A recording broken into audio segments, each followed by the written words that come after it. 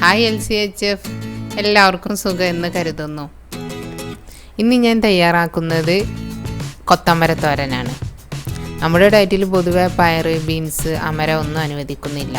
അതിൽ കൂടി നിൽക്കുന്ന കാർബ് തന്നെയാണ് കാരണം. പല നാട്ടിലും പല പേരിലായിരിക്കും അറിയപ്പെടുക. ഇതാണ് ഞാൻ പറഞ്ഞ കൊത്തമര. ഇത് ഇളയത് മൂക്കാത്തത് നോക്കി വാങ്ങണം. ആദ്യം ഇതിലേക്കൊരു തേങ്ങാ ചമ്മന്തി ഒതുക്കിയെടുക്കാം. അതിനുവേണ്ടി ഞാനിവിടെ 3 പച്ചമുളക്, 3 ചെറിയുള്ളി, 1 കപ്പോളം തേങ്ങ എടുത്തിട്ടുണ്ട്. അപ്പോൾ ആദ്യം നമുക്കൊരു മിക്സിയുടെ പൊടിക്കുന്ന ജാറിലേക്ക് ചെറിയുള്ളി മുറിച്ച് ചേർക്കാം. ചെറിയുള്ളിയും പച്ചമുളകും മുറിച്ച് ചേർത്തിട്ട് ആദ്യം ഇതൊന്ന് പൊടിച്ചെടുക്കാം. ചിലപ്പം തേങ്ങയുടെ കൂടെ ഇട്ടിട്ട് പൊടിച്ചെടുക്കുമ്പോൾ ശരിക്കും പൊടിഞ്ഞ് കിട്ടില്ല, അല്ലെങ്കിൽ മുളകൊന്നും ശരിക്കും അരഞ്ഞ് കിട്ടില്ല.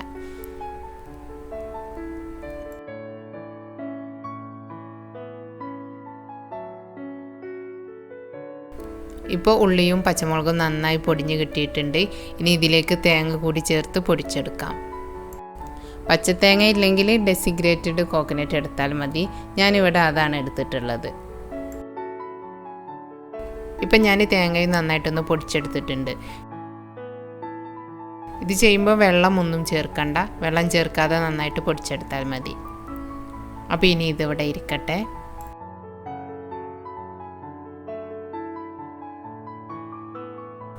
ഇനി നമുക്ക് കൊത്തമര നന്നായി ചെറുതായി മുറിച്ചെടുക്കാം.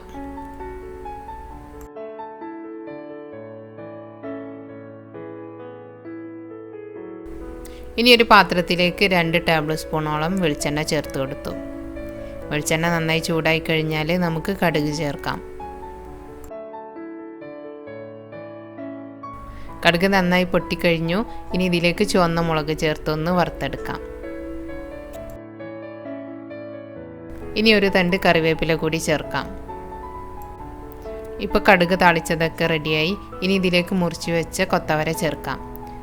പാകത്തിന് ഉപ്പും കൂടി ചേർത്ത് നന്നായിട്ടൊന്ന് മിക്സ് ചെയ്യാം.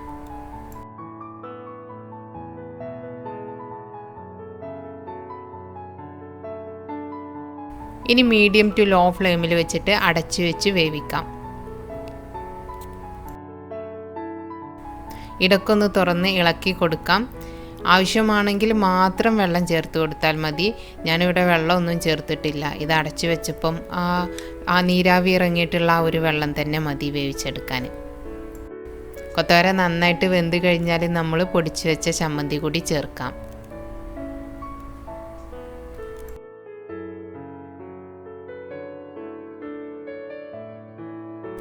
ഇനി ഇത് നന്നായിട്ടൊന്ന് മിക്സ് ചെയ്യാം. ഇനി കൂടുതൽ സമയം വേവിക്കേണ്ടതില്ല. ഈ ചമ്മന്തിയൊക്കെ ഒന്ന് നന്നായിട്ടൊന്ന് ചൂടായാൽ മതി.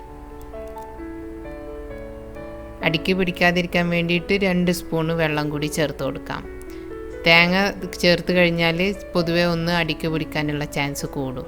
അപ്പോൾ ആ തേങ്ങ ഒന്ന് വേവായി വരാനുള്ള ഒരു 2 സ്പൂണ് വെള്ളം മതി. ഒന്ന് അടച്ചു വെച്ചിട്ട് ഒന്ന് ഇളക്കിയെടുക്കാം. അപ്പോൾ നമ്മുടെ കൊത്തവരയുടെ റെഡിയായി.